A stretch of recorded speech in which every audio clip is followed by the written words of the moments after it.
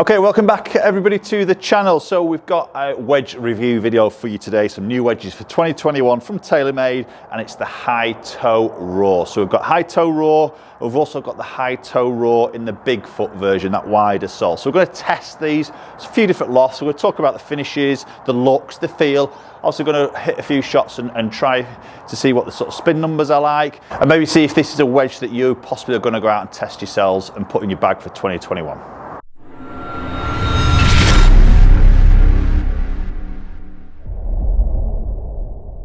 Okay, so new Hi-Toe wedges from TaylorMade, and these are the raw versions. So when we say raw, they come with a sticker on the front of the club face. When you buy it, you peel that off. As soon as you do that, the club face then starts to rust, basically. It starts to weather. So it's an uncoated club face. So that's where you're going to get that finish, that raw finish. The rest of the club, this lovely sort of like aged bronze look is what they're calling it. It does look really, really nice.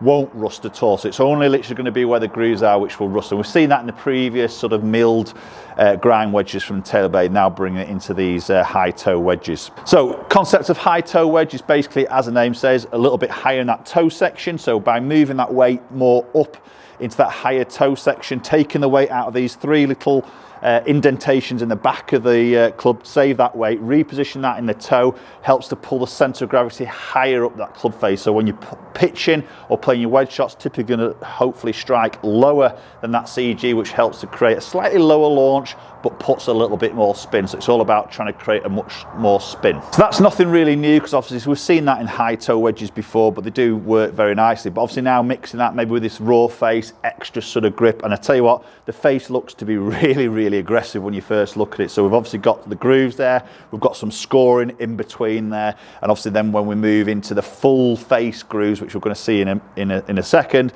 obviously that goes right across all the way into that toe section. So I've got a 52 degree, a 58 and also a 60 in that Bigfoot. So we're going to test each one of these.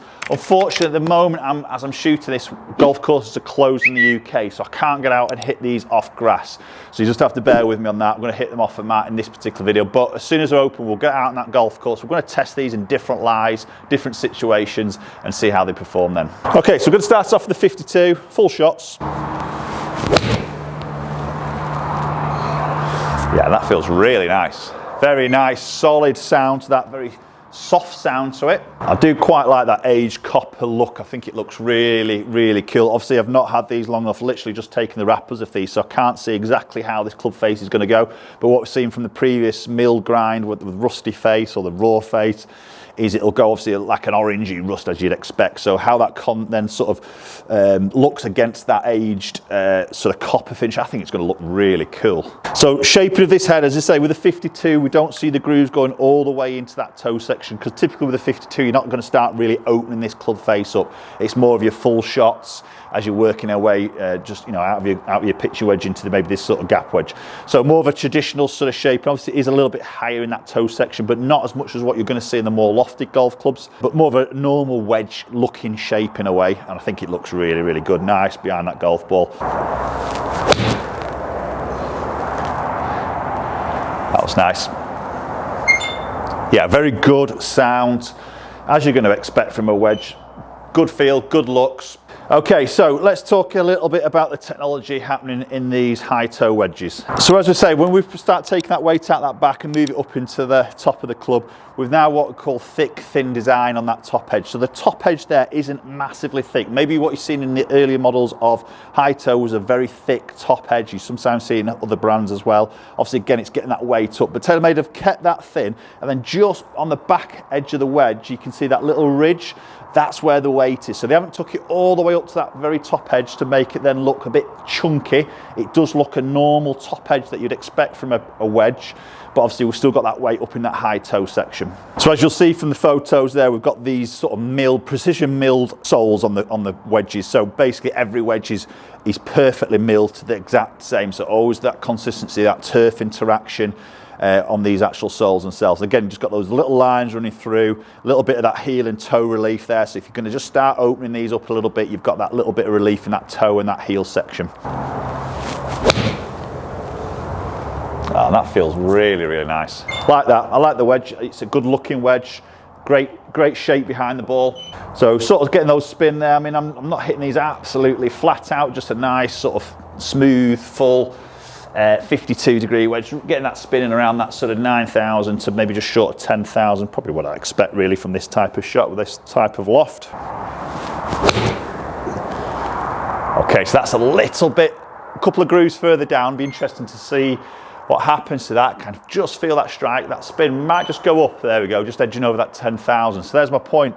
When we strike a little bit low, sometimes we know that on the golf course, we get that one thing, oh, sort of slightly thin that, but it comes out and it actually grips on the green really quick. So that's when we're striking it below or much lower than that CG. It's the gear effect, like we just see with the driver, it just packs a little bit more spin on those ones. Okay, so moving into the 58-degree wedge I've got now. So again, high toe section, we've got that milled sole, so all those technology that we've just obviously talked about. Now we see in the more lofted clubs, these grooves now go all the way to that toe and all the way to that top edge. So full face of grooves basically, which is a little bit different looking. I think it's one of those that you'll either like it or you won't. It's a personal thing. I don't mind it much, to be honest. It is obviously a little bit different looking. And then we just see that toe section now just get a little bit more pronounced. So it's a little bit more, definitely that high toe, a little bit more sort of pointy into that top toe section. And again, that's a personal thing if you like the look of that. But I don't mind it at all. So the reason why they go to the edge, if you're not familiar with that, is basically as you're getting into these more lofted clubs, maybe in and around the green a little bit more, and maybe coming out of rough over bunkers onto the green, and you may be starting to open this club face up a little bit and obviously start to work the club a little bit more across the ball in these types of actions, is typically you can get, if the ball sat up a little bit, you can get under it, and the strike can get very much into that high toe. So that's one of the reasons where they put a bit more weight up there, put the grooves there, so you're still getting that control and spin and that consistency of where that ball comes out from those particular strikes. Okay, so 58, fairly full 58s here. It's different shape, but I like it. It sits good behind that ball. Face looks very aggressive. And again, the feel's good. The sound's fantastic. See how that comes out on that spin. Okay, so there we go, 8,000 on that particular one. So obviously as we swing this, the speed won't be there as quick as what maybe saw with a 52, slightly different on the length. So just as we're hitting these shots, and these are fresh grooves straight out of the wrappers, TaylorMade TP5 golf balls, and we can start to just see how they just leave that little bit of that residue on that club face. It's not so much it's ripping the cover off, but you can just see where that strike is. So be interested to see what happens to the golf ball condition after several hits. Maybe try that when we get out on that golf course. That's a nice strike. Again, really like the feel and the sound of those. They feel really, really good. So this particular one is a 58 degree. It's a 10 degrees of bounce. Again, we've got that heel and toe relief there. So if I start opening this club face up, the toes, what we call sort of chamfered off a little bit more, which we get the terminology of toe relief. That allows it to sit tighter to that ground. So typically as you open the club face, the back leading edge would drop down as the leading edge comes up. So basically creating more bounce. And that sometimes can start lifting that lead edge a little bit high off the ground. So when you do that with the toe being chamfered off, you can still sit it fairly tight to the ground. So if I just open that up a little bit, it still sits fairly tight to that ground. And also you just play some little short ones now. You can really sort of get that sole. Obviously this is off a mat. It's a fairly tight lie that you're going to experience. You see that, just a little 43 yard has spun it around sort of 6,500. So getting a decent bit of stopping power.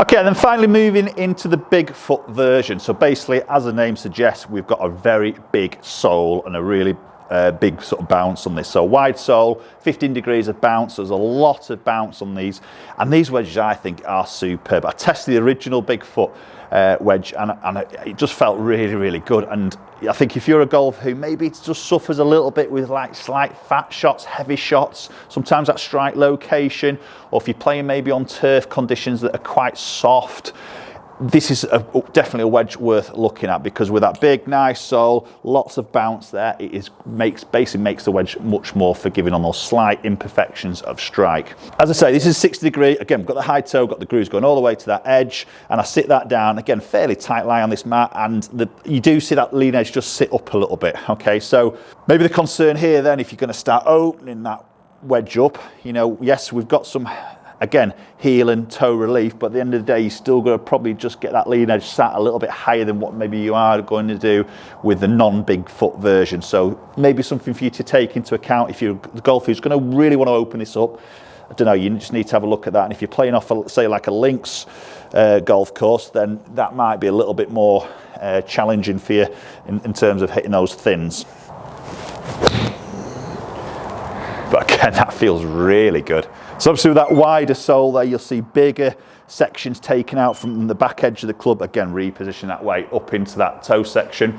So 82-yard carry there with that fairly full sort of 60 degree. Spinning at sort of 9.5. So let's play a little shorter one now. Again, I'm just going to open this face up.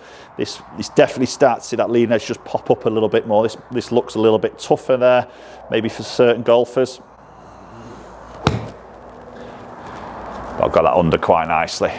Okay, I think that's the one to really sort of test on those different lies when we get out on the golf course. And as I said earlier, as soon as golf courses are back open, we'll get out on that golf course, we'll test these soles on those different lies, and then obviously provide you with some feedback on those wedges. But I think for me, TaylorMade new range wedges, they look good. I like that aged finish on it, looks really, really good. We've got some different sole designs there, depending on how you deliver that club to the ball and your confidence and your strike patterns and everything like that. But yeah, post comments down below. Let me know your thoughts. Raw face, is that a good thing? Is that something that you'd be interested in looking at? Control aspect of that golf ball. Again, love to hear your thoughts as always. So post them in the comment section down below.